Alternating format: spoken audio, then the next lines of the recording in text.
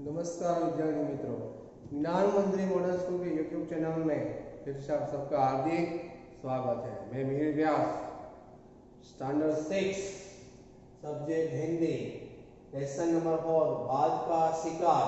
तो एक बहुत ही अच्छी कहानी है, उसका आज हम अभ्यास करेंगे। तो कृपया आप अपना पेरिविंकल पाठ्य पुस्तक बाहर निकालें और पेज नंबर 330 पर ध्यान दीजिए। तो आइए हम बढ़ते हैं। बहुत ही अच्छी कहानी, बाघ का शिकार। तो सायंकाल के लगभग 4 बजे थे। स्कूल से लौटकर घर में गरम गरम चाय पी रहा था। छोटी लड़की पास ही बैठी गुड़िया से खेल खेल रही थी और अपनी तोतली तोतली बोली में कह रही थी, बाबूजी इसे चाय दे दो, ठंड लग रही है। मैं कुछ कहना ही चाहता था कि किसी ने बाहर से आकर पुकारा, मास्टर साहब जरा बाहर आइए, एक आदमी बाघ की खबर लेकर आया है। बाहर आकर देखा तो पसीने की चादर ओढ़े मेरे शिकारी मित्र पंडित लक्ष्मीदत्त थपलियाल एक दुबले पतले बुढ़े आदमी के साथ खड़े हैं। बातचीत से मालूम हुआ कि बाघ ने टिहरी से कुछ दूर एक साथ 2 गायों की हत्याएं की थी। बुढ़े ने मेरे कंधे पर हाथ रखकर कहा, मालिक ऊपर देखो, ठीक उस डांडे पर मेरी गाय मरी पड़ी है। डांडे यानी ऊंची मेड़, सीमा अपने शेड हो गए गुजराती में। तो ऊंची मेड़ पर मेरी गाय मरी पड़ी है। वहां से 4 पलांग पर पहाड़ की दूसरी ओर दूसरी गाय मरी हुई पड़ी है। बूढ़े की बात सुनकर लेखक को बाघ को मारने की इच्छा प्रबल हो जाती है। लक्ष्मीदत्त जी और मुझ में 4 मिनट के लिए परामर्श हुआ, बातचीत हुई।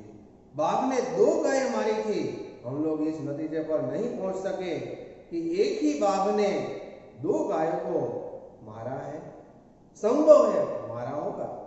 पहली गाय को मारने के पश्चात यदि किसी प्रकार वहां से भगा दिया गया हो तो उसने दूसरी गाय को मार में पाकर अपने पेट की अग्नि शांत करने के लिए उसे मार डाला होगा। और यह भी संभव था कि दूसरी गाय को किसी दूसरे बाघ ने मारा हो। मेरी राय में यही था। लक्ष्मीदत्त जी ने मेरी बात मान ली। 2 भागों की आशंका में हम लोगों ने अपने दल को 2 भागों में विभाजित कर दिया, 2 अलग अलग विभाग कर दिए। लक्ष्मीदत्त जी तो दूसरी गाय की लाश की ओर चले जो सामने के डांडे यानी ऊंची मेड़ सीमा पर मरी पड़ी हुई थी। गाय से 4 फलांग दूर पड़ी हुई थी। मैं डांडे की ओर चला और यह निश्चय हुआ कि समय अधिक हो जाने पर लाश के पास आज बैठना ठीक नहीं।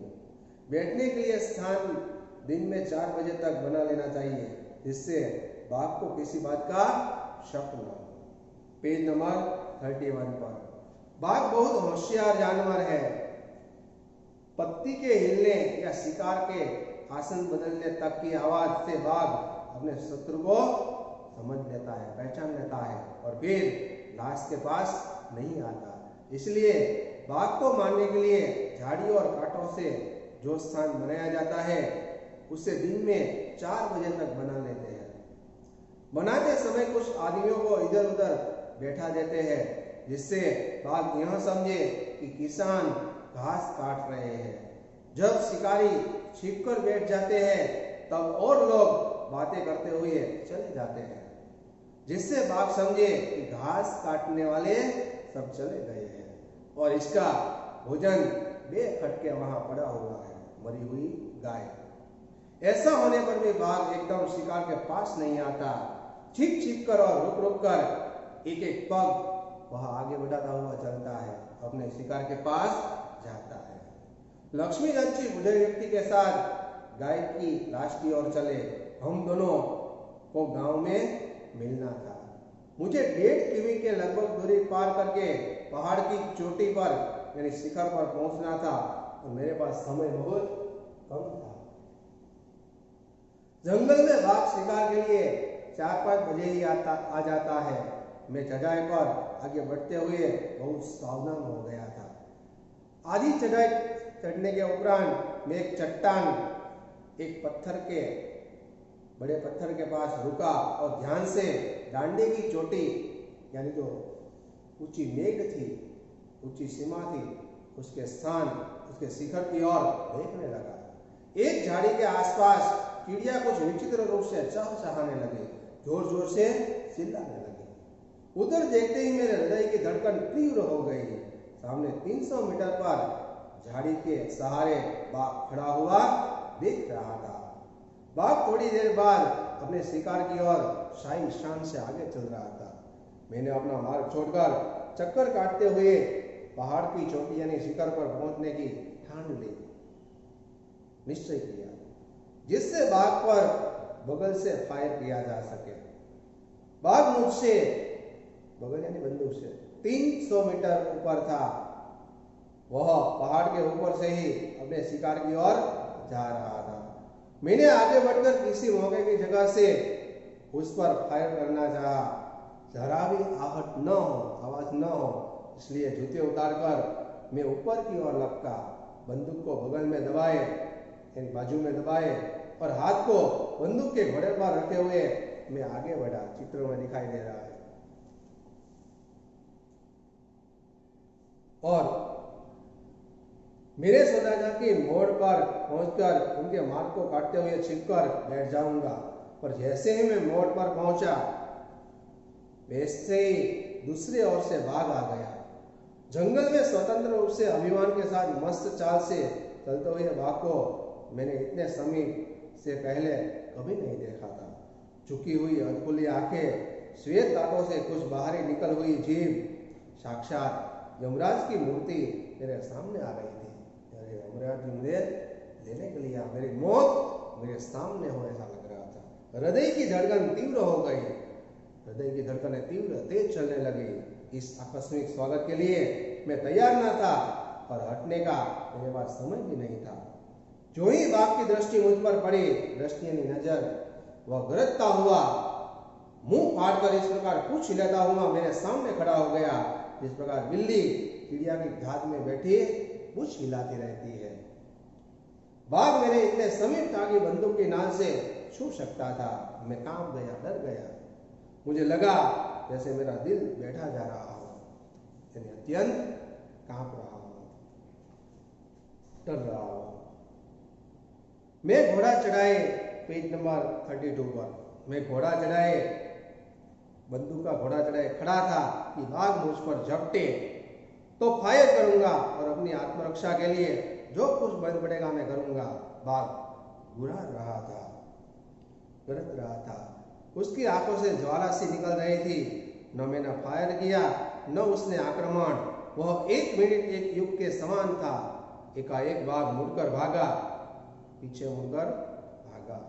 मुझे लगा कि बस अब वह मेरे ऊपर आया। मैंने एकाएक बंदूक दाग दी, यानी निशाना ले लिया। जंगल गोली की आवाज से गूंज उठा। गोली बाघ के पेट में लगी। मैंने बाघ को गिरते देखा।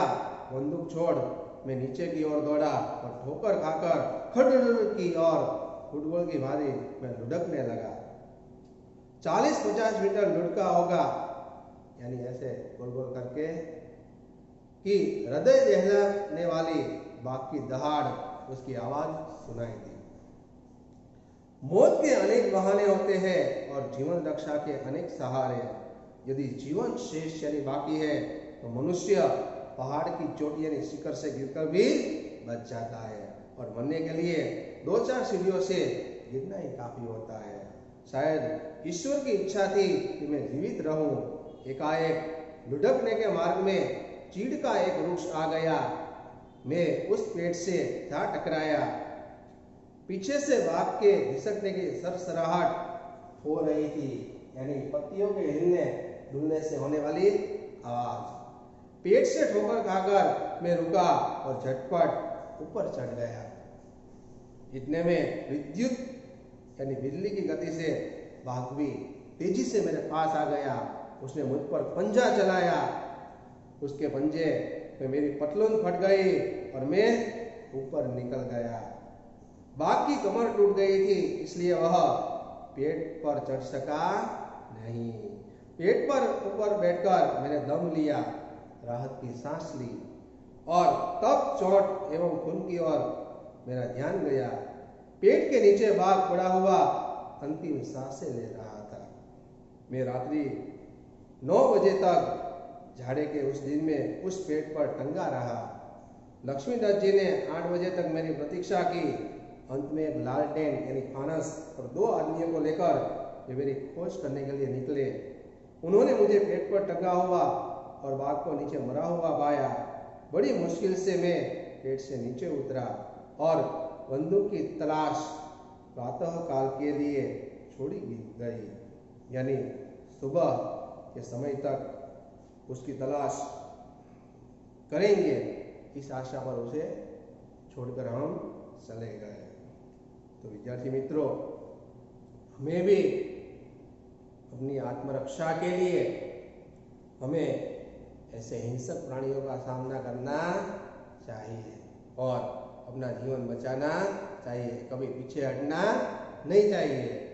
अभी हम डर जाएंगे तो हमारी मौत सामने आ जाएगी। जिस तरह ये युवक अपनी जान बचाकर पेट पर चढ़ गया और उसने राहत की सांस ली, लेखक ने, उसी तरह हमें भी अपनी जान बचाने के लिए कभी पीछे हटना नहीं चाहिए। तो प्रश्नोत्तर मौखिक लेखक को बाघ के शिकार का विचार कैसे आया? तो बुढ़े व्यक्ति की बात सुनकर बाघ को मारने का विचार लेखक को आया। लेखक ने शिकार के लिए क्या योजना बनाई?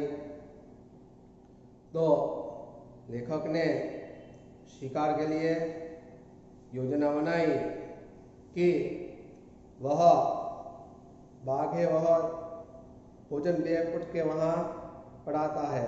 वह शाम के समय जब बाघ शिकार के लिए 5 बजे आता है तो बाघ बहुत होशियार जानवर होता है। पत्ती के हिलने या शिकार के आसन बदलने तक की आवाज से बाघ अपने शत्रु को पहचान लेता है और फिर लाश के पास नहीं आता। इसलिए बाघ को मारने के लिए झाड़ी और कांटों से जो स्थान बनाया जाता है उसे दिन में 4 बजे तक बना लेना चाहिए और बनाते समय कुछ आदमियों को इधर उधर बिठा देना चाहिए, जिससे बाघ यह समझे कि किसान घाट काट रहे हैं। जब शिकारी छिप कर बैठ जाते हैं तब और लोग बातें करते हुए चले जाते हैं, जिससे बाघ समझे कि घास काटने वाले चले गए और इसका भोजन बैग बट के पड़ा है। ऐसा होने पर भी बाघ एकदम शिकारी के पास नहीं आता और छिप कर रुक कर वह एक पग आगे बढ़ाता है। ऐसी योजना लेखक ने बनाई। लेखक ने बाघ को होशियार जानवर क्यों कहा है?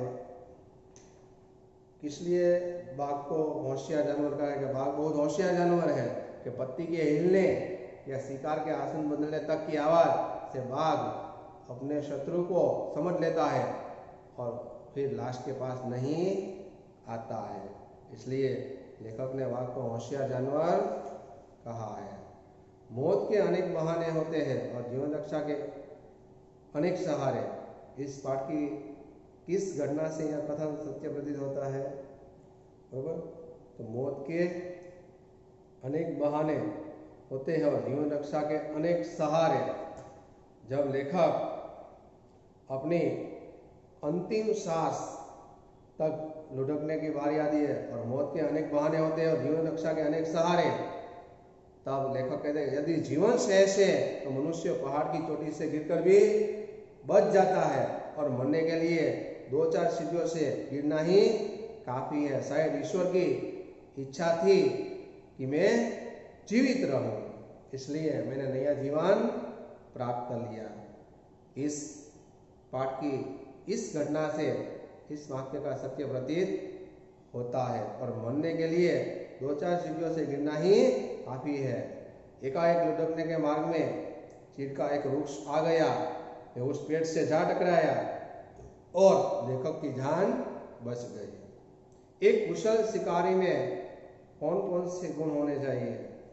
तो एक कुशल शिकारी में निर्भयता, निडरता, आत्मविश्वास, साहस, हिम्मत ऐसे गुण होने चाहिए। जो निर्भीक हो, निडर हो, जो हमेशा निडर होकर ऐसे व्यक्ति का सामना करे, जो हमेशा निडर हो, निर्भीक हो, साहसिक हो, जो बिना डरे वह आगे बढ़े, ऐसे कुशल शिकारी में गुण होने चाहिए। निडर, निर्भीक, हिम्मत और साहस जैसे। अब प्रश्नोत्तर लिखित हम देखते हैं। तो लिखित प्रश्नों में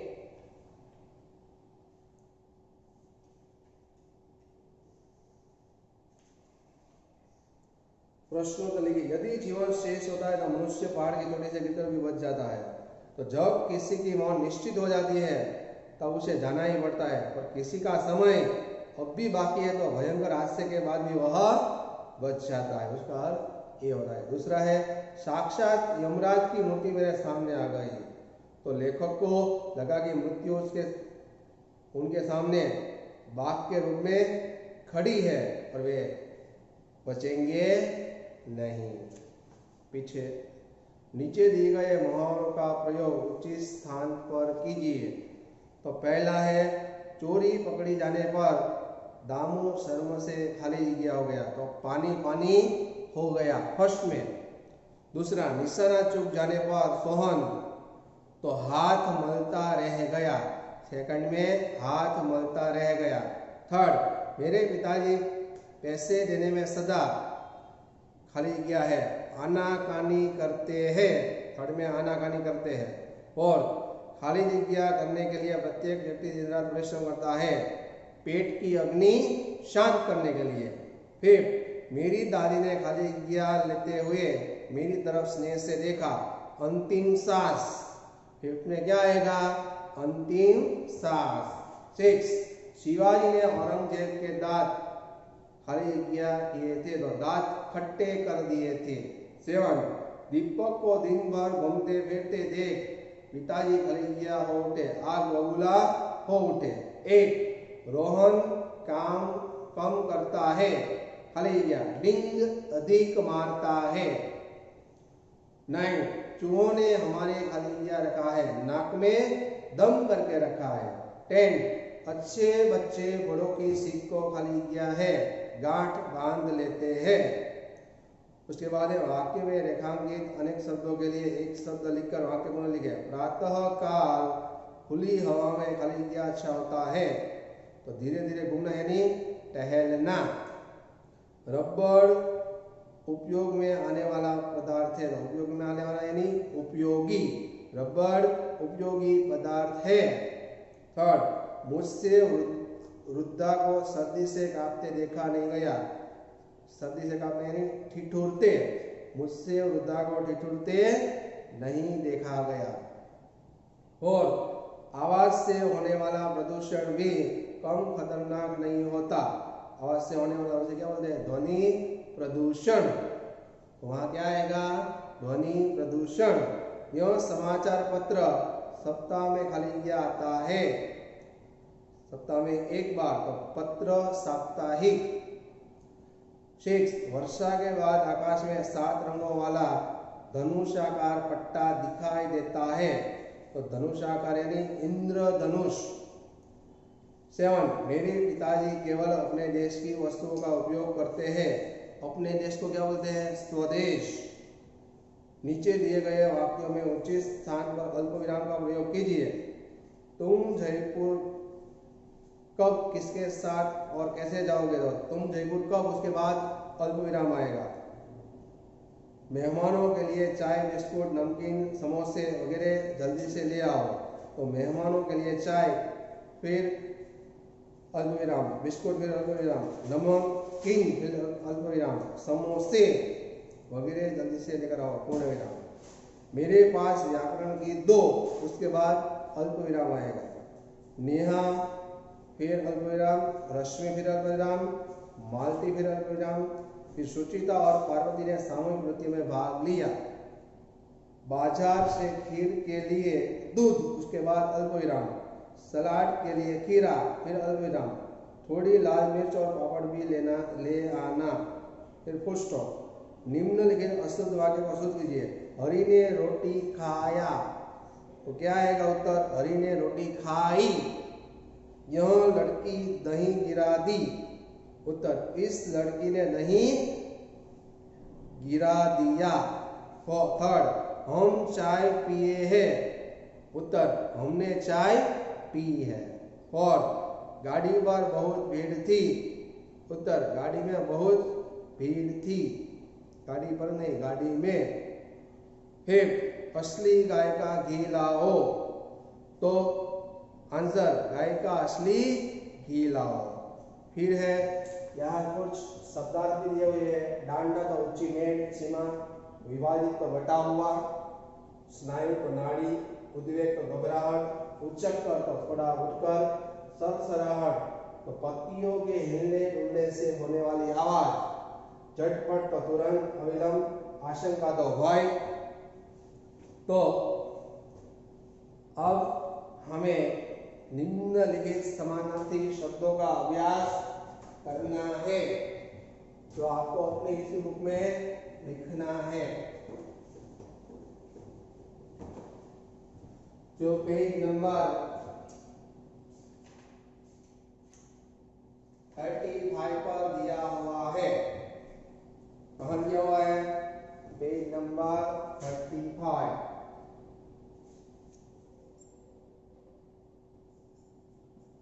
समानार्थी शब्द लिखे।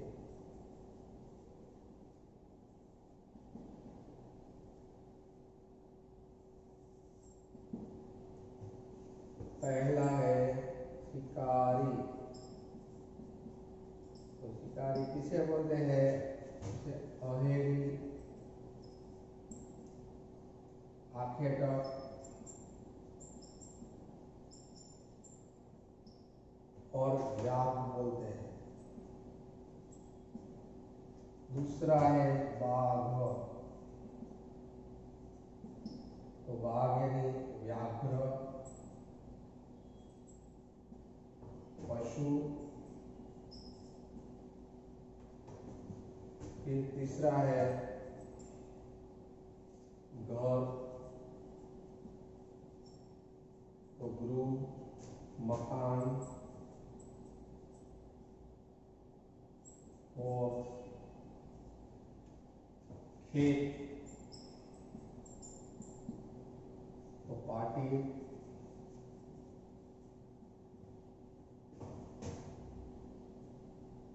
जो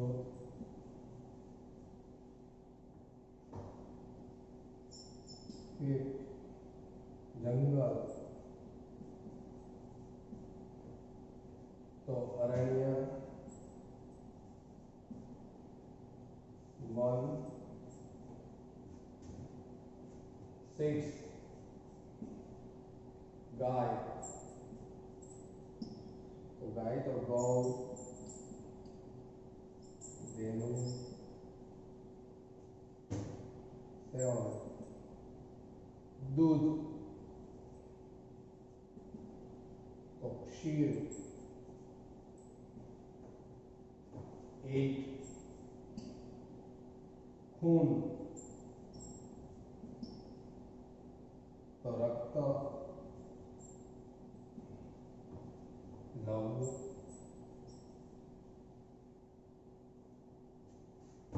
9,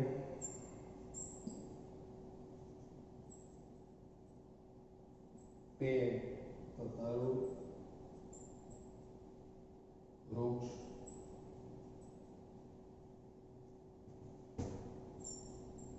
10, पक्षी,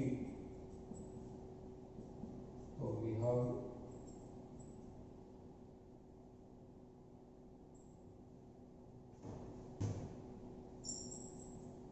11, शरीर। 12,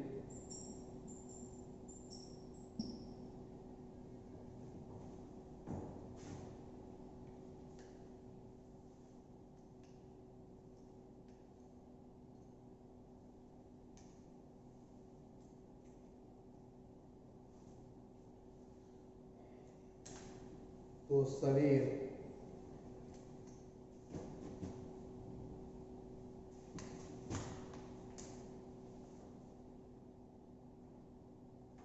तो तन,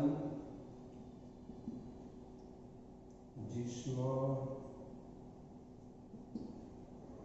और देह। फिर आँख तो नयन, नेत्र, 13 बंदर तो मरकट, कॉपी और वानर।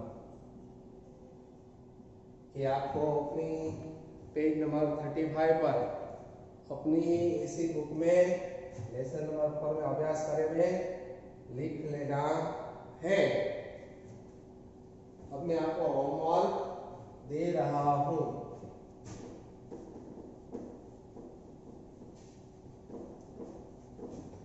तो हमें भी अपनी आत्मरक्षा के लिए विद्यार्थी मित्रों क्या करना चाहिए?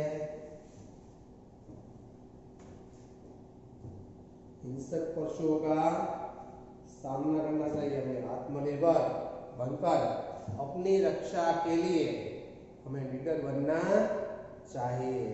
ऐसी सीख हमें प्रस्तुत कहानी से मिलती है। इस तरह लेखक ने किस तरह अपनी जान बचाई और पेड़ पर चढ़ गए, ऐसे ही हमें भी निडर होकर बिना डरे हमें अपनी जान बचानी चाहिए। तो होमवर्क में आपको मैंने वैसे बोल दिया है, अशुद्ध वाक्य को किस तरह शुद्ध कीजिए, फिर भी मैं आपको यह होमवर्क में दे रहा हूँ। निम्नलिखित अशुद्ध वाक्य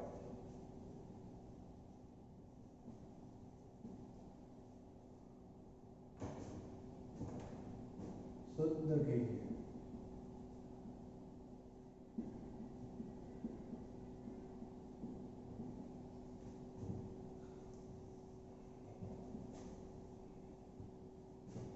पहला है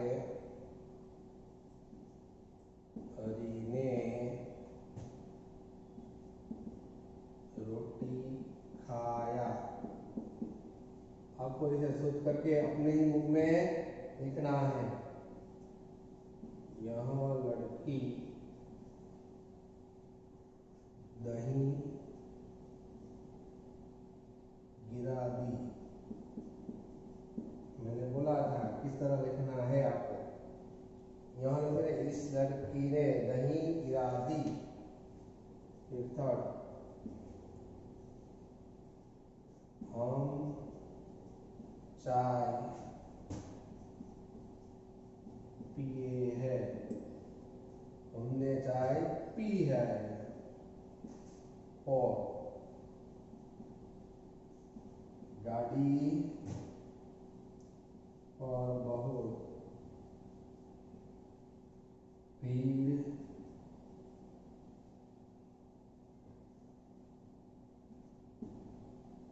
थी। गाड़ी पर बहुत भीड़ थी। तो यहाँ रॉन्ग है, उसकी जगह आपको सही शब्द लिखना है और पूरा वाक्य फिर से लिखना है। मैंने आपको बताया है असली गायिका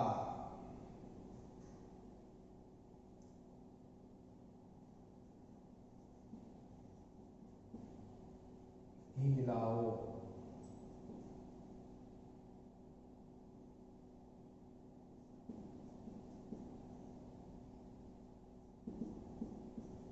तो इसे शुद्ध करके लिखना है चारों को। आपको जो आपकी ही बुक में मैं आपको दिखा देता हूँ कहाँ पर है। पेज नंबर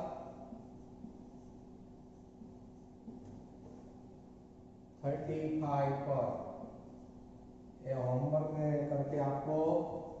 है अपने ही इसी बुक में, यहाँ दिया हुआ है निम्नलिखित अशुद्ध वाक्यों को शुद्ध कीजिए, जगह दी हुई है, वहीं आपके तत्व ये लिखने को पेज नंबर 35 पर दिया हुआ है।